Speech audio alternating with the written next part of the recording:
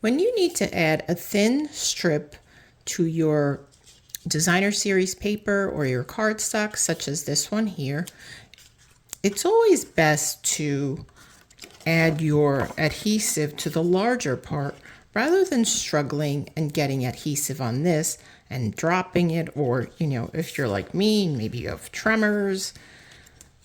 So let me show you what I'm talking about. So I'm going to take my glue, and usually when I work with these thin, narrow pieces that are 1/4 inch, I like to use my liquid glue because then it gives me some wiggle time.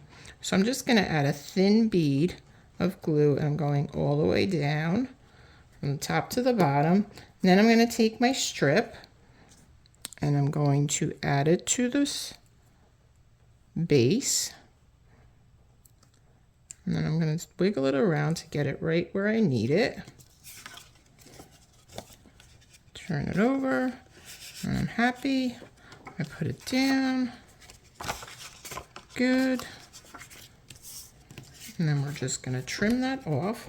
But that makes it so much easier to add the adhesive to the larger portion rather than, like I said, struggling to get it on the smaller portion.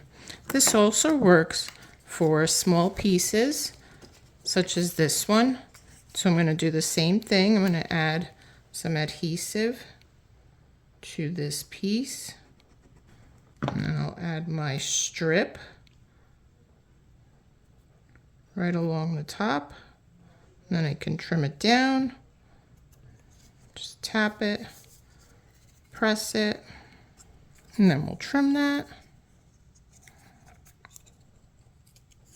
And that way I'm not struggling with these tiny little pieces trying to get them on my card bases. And then you have your completed card.